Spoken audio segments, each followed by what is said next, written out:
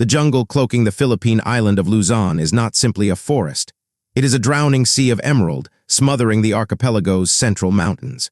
Here, sunlight fights to reach the ground, and the air sits thick and wet, a sodden shroud that suffocates any man reckless enough to march beneath it. This is a world of relentless noise. The shriek of a million cicadas, the bizarre calls of tropical birds like the calla with its raucous honk, the endless stir of monitor lizards through rotting leaves, all blend into a wall of sound that never ceases. To an outsider, especially a Westerner, this jungle is chaos and terror, a verdant hell where every shadow might hold a predator. But to those born within it, this tangle is sanctuary. It is a fortress. It is the only safety they have ever known. The year is 1952. Cold War grips the globe, but here the conflict is scorching and visceral. A rebel patrol moves through the gloom. They are soldiers of the Hukbalahap army, communist guerrillas who bear no resemblance to the troops of World War II newsreels. Their clothes are tattered, stolen from farmers or stripped from the dead. They wear sandals carved from old tires or go barefoot, their soles toughened to leather. They carry Japanese Arisaka rifles, rusted by the damp, and American carbines taken in raids. They are lean, hardened men, their faces carved by hunger and determination. They survived the Japanese occupation of the 1940s. Now they wage a desperate war against their own government. They know these paths intimately, which routes will trip a man in the dark, which bird cries signal an intruder. They scorn the government troops as soft city boys afraid of the shadows, dependent on trucks. The Huks move like phantoms. They can march 50 kilometers on a fistful of rice. They are masters of this land. Tonight, however, their confidence has bled away. They do not fear the Philippine constabulary, the hated police. They do not fear bullets, mortars, or even the napalm the Americans have begun to supply. They fear something a rifle cannot kill. They fear something ancient. Whispers have risen from the valleys. The old women in the markets, normally reliable sources on troop movements, now speak of something else in hushed, terrified tones, eyes darting for listeners. They speak of an old evil returned to Mount Ariat. They speak of the aswang. In Philippine lore, the aswang is a creature of primal nightmare. It is no romantic Hollywood vampire. It is a shape-shifting horror of grotesque hunger. By day, it may seem ordinary, a quiet neighbor, a withdrawn shopkeeper on the village edge. By night, it transforms.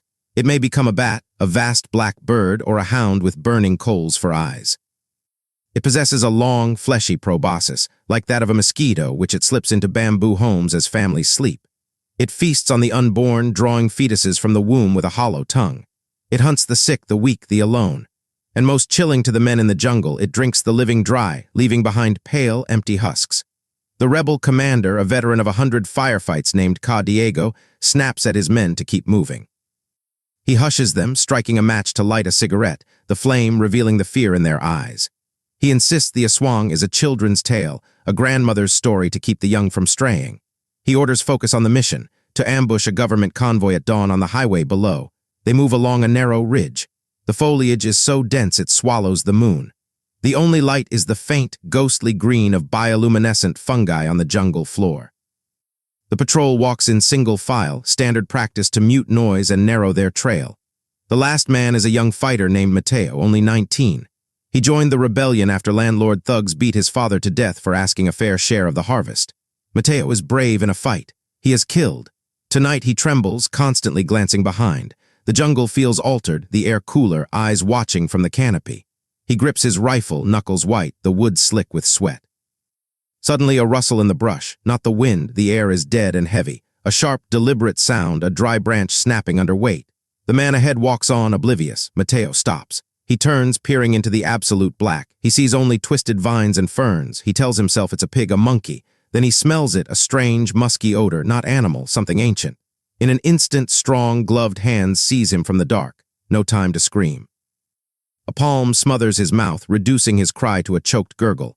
He is yanked violently into the undergrowth. The jungle consumes him entirely, leaves ceiling shut as if he were never there. The patrol marches on, the insect drone drowning all else. 10 minutes later, covering half a kilometer, the second-to-last man turns to ask for water. He sees only empty space. He halts the line. They signal, hissing into the dark. They call his name. Mateo, Mateo. No answer. Just the cicadas' buzz and a nightbird's mournful call. The silence that follows is heavier than the heat. Fear, a cold poison, seeps from the gut to the limbs. They backtrack, sweeping nervous flashlight beams through the mist. A few hundred yards back, they find him. Mateo lies on the path. He is dead. But this is no soldier's death. No bullet wound, no bayonet gash. His skin is chalk white, utterly drained of color like marble in the faint light. His eyes are wide, frozen in absolute terror, staring at the canopy as if his last sight was unspeakable. On his neck over the jugular are 2 puncture marks, 2 clean, round holes perfectly spaced. No blood on the ground, none on his clothes, as if he has been drunk dry. The rebels stare. They cross themselves instinctively, reverting to childhood Catholicism. They do not search for enemy tracks or shell casings. They look skyward at the dark shapes of bats circling above the trees. Commander Diego tries to rally order, but his voice quakes. The political officer, who usually reads from the Communist Manifesto, finds his words dying in his throat. The men know what this is, not the Philippine army, not the Americans. It is the Aswang. The monster is real and it hunts them. By morning, the entire squadron has fled the region. They refuse to fight on that mountain, retreating to the lowlands, abandoning their stronghold. They tell other units what they saw. The fear spreads like a virus. The Philippine government secures the area without firing a shot. Thousands of miles away in a nondescript Washington, D.C. office, a report lands on a heavy oak desk. It details the operation's success. The vampire has struck. The enemy has fled. The architect was no wizard or monster hunter. He was an American spy named Edward Lansdale, a former advertising man from California who understood that the most powerful weapon in war is not a gun or bomb. It is a story. This is the story of Operation Vampire. It is the story of how the CIA weaponized folklore. It is the story of how the United States learned to wage a new kind of shadow war, using ghosts, demons, and superstition to shatter the enemy's mind.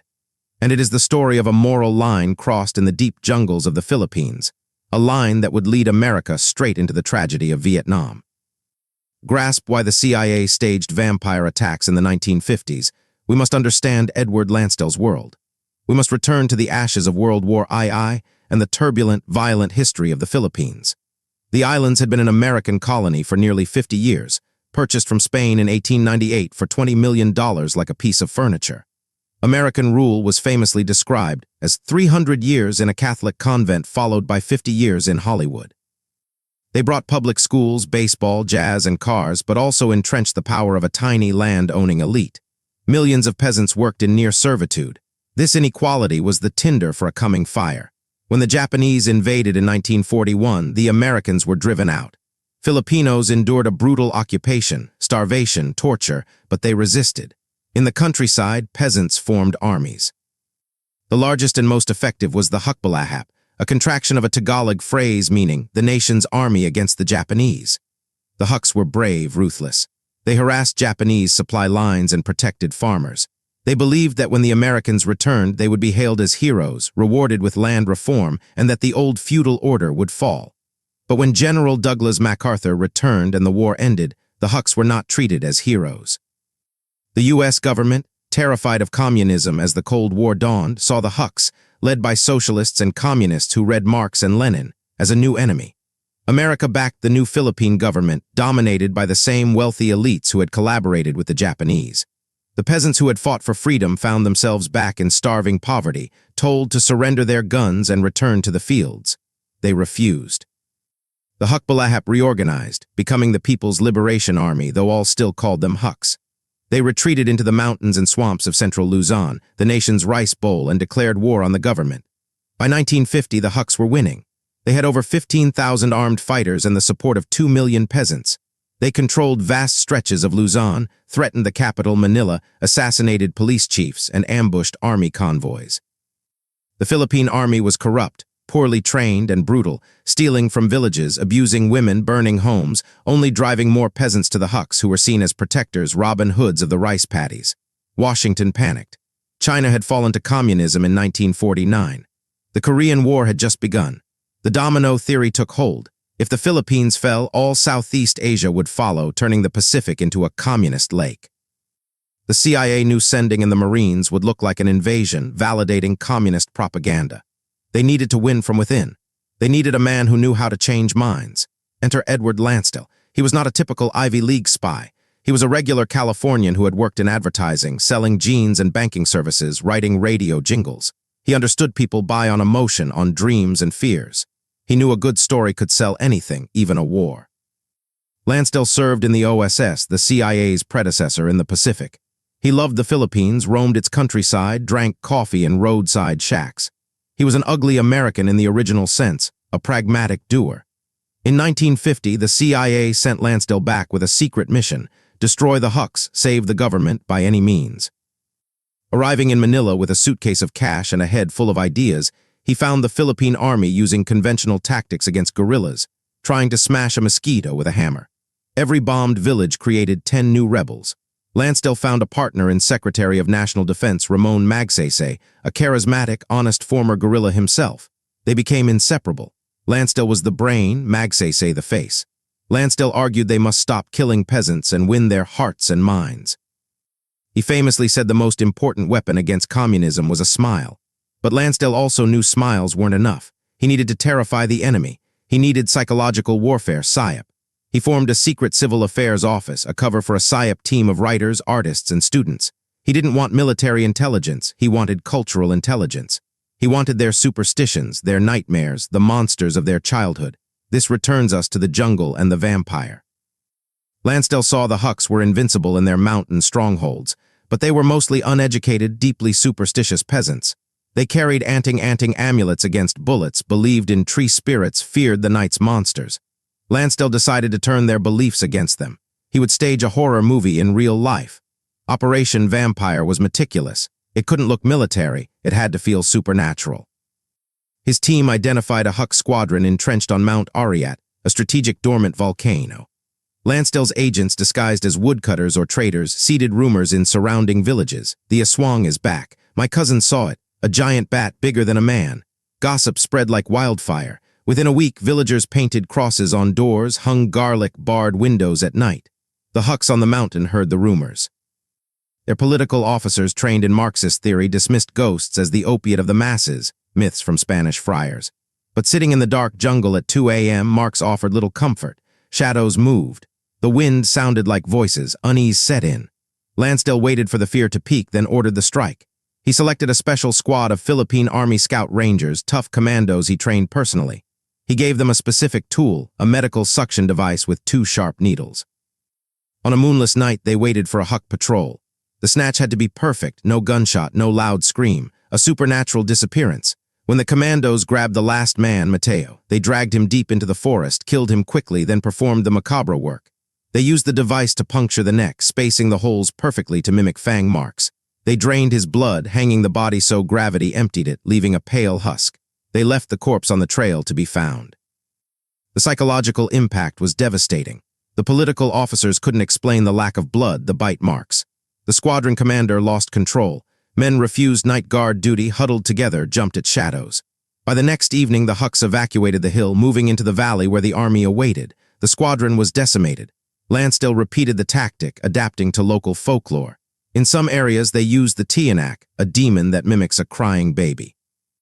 His team hid with a tape recorder of a baby's cries. When Huck soldiers investigated, commandos ambushed them. Survivors fled screaming of haunted forests. But the vampire was one part of a broader psychological assault.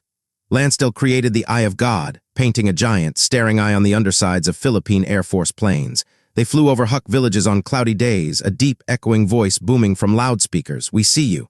We know what you have done. Your time is coming. To isolated peasants, it seemed the government had supernatural power. He launched ghost broadcasts. Planes flew over the jungle at night, playing recordings of dead Huck rebels. My brothers, why did you let me die? I'm cold. There's no revolution in the afterlife. Go home. The tapes preyed on survivors' guilt. Desertion soared. Perhaps most theatrical was the Apolinario PSYOP. Apolinario was a legendary bandit, a Robin Hood figure.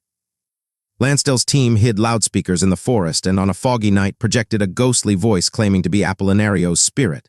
My children, you have lost your way. These men lead you astray. Leave them. Rebels who revered the spirit began to defect. These operations, the vampire, the eye, the ghosts, were devastatingly effective, but Lansdale knew terror alone wasn't enough. He had to offer a better future. He had to sell a product people wanted. That product was Ramon Magsaysay. Lansdale looked at the corrupt political landscape. President Elpidio Quirino, a sick man surrounded by cronies, representing the old elite, and decided to manufacture a third option. He would mold Magsaysay into the perfect populist hero. Magsaysay was rough, a former mechanic with grease-stained hands who spoke simply. Lansdale's team micromanaged his image in the first modern American-style political campaign in Asia. Magsaysay arrived in mud-splattered jeeps, not limousines. Photographers captured him jumping puddles, shaking hands with dirty farmers, eating with his hands in bamboo huts. Lansdale wrote his speeches in simple, direct language about family, land, peace, and food. The slogan, "Magsaysay is my guy," appeared everywhere. A catchy mambo jingle played constantly on radio. The Hucks tried to boycott the 1953 election, calling it a sham.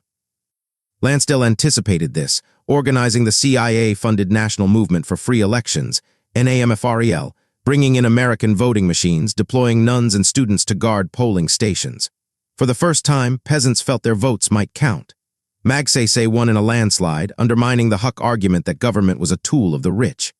As president, Magsaysay offered amnesty to the rebels, promising land. Lansdale's masterstroke was the Economic Development Corps, EDCOR, which gave surrendered Hucks plots of land, tools, seeds, and carabaos in Mindanao, turning revolutionaries into farmers. The Huck army melted away. Men left the jungle not just from fear of vampires, but for a chance to go home. By 1954, the rebellion collapsed. Supreme Leader Louis Taruk surrendered, shaking hands with a young army officer named Benigno Aquino. The U.S. had won without a nuclear bomb or 100,000 troops. They won with vampires, eyes in the sky, ghost voices, and a brilliant marketing campaign. Edward Lansdale became a legend, the ugly American who worked miracles, the model for Colonel Hillendale in the novel. The CIA saw his methods as a blueprint, a magic formula to stop communism anywhere. This confidence led to their next target, Vietnam. In 1954, after the French defeat at Dien Bien Phu, Vietnam was divided. The U.S. backed the South. CIA Director Alan Dulles sent for Lansdale, "Do what you did in Manila. Go to Saigon and work your magic." But Saigon was not Manila. Lansdale launched psyops, hiring astrologers to write almanacs predicting disaster for the North, sabotaging Hanoi's buses with sugar in gas tanks, spreading rumors of Chinese invasion and American atomic bombs. These caused panic, driving nearly 1 million Northerners, mostly Catholics, to the South, a propaganda victory but one built on manufactured fear. Lansdale tried to find a Vietnamese Magsaysay in Prime Minister Ngo Dinh Diem. But Diem was aloof, an elitist who spoke French better than Vietnamese, refusing to kiss babies or eat with farmers. The people didn't buy the story. The cultural connection Lansdale had in the Philippines was absent. As the war escalated, the CIA tried replicating the horror tactics with Operation Wandering Soul, exploiting the belief that souls dying away from home become tormented ghosts. They created Ghost Tape Number 10, a chilling audio of funeral music, a man calling from beyond the grave, a hollow voice describing death and betrayal. "I am in hell. The party lied. Go home." They blasted it from helicopter-mounted speakers over the jungle at night. Initially, it terrified Viet Cong soldiers. But the North Vietnamese were more disciplined, hardened by decades of war. Political officers explained the trick. The Viet Cong realized the ghosts were loudspeakers, mockery of their ancestors. Instead of fleeing, they grew angry, shooting at the helicopters. The magic had worn off. Lansdale never fully understood why his methods failed in Vietnam. He believed the right story, hero, and trick could win. He didn't grasp that you cannot trick a people fighting for independence against a foreign occupier. In the Philippines, the Hucks fought a Filipino government. Lansdale was a shadow advisor. In Vietnam, the Americans were the war, the face of invasion. No vampire story could mask napalm, Agent Orange, and B-52 bombers. Lansdale retired in 1956 but advised on counterinsurgency, watching Vietnam spiral into a bloodbath. He died in 1987, still believing he could have won. His legacy is darkly complex. Operation Vampire opened a Pandora's box, legitimizing massive deception, blurring lines between combat and manipulation, treating culture not as something to understand but as a weapon. We see its echoes in the 21st century, in the shock and awe campaign in Iraq, in heavy metal music blasted at Guantanamo prisoners, in memes and disinformation used to destabilize governments without a shot. The core idea remains: control the enemy's reality and you control the enemy. But there is a cost. Weaponizing a culture's beliefs is a profound violation, taking the sacred, the spiritual, the ancestral, and turning them into tools of war. You pollute collective dreams. The vampire of Luzon was a lie. The fear was real. The dead man on the trail was real. The impact on Southeast Asia's history was real. As we conclude, return to that dark jungle trail. Imagine the silence after the commandos left. The young rebel's body, drained and pale in the moonlight, insects buzzing, bats circling. A scene from a horror film, yet it is history. It reminds us that the most terrifying monsters are not those with fangs and wings, not ancient demons of folklore. The true monsters are men in suits in air-conditioned offices in Washington or Langley, deciding a human life is a prop in a story, that terror is just another tool. Edward Lansdale won his war in the Philippines. But in doing so, he taught a dark lesson. In the modern age, the scariest thing in the dark is not a ghost, it is a psyop.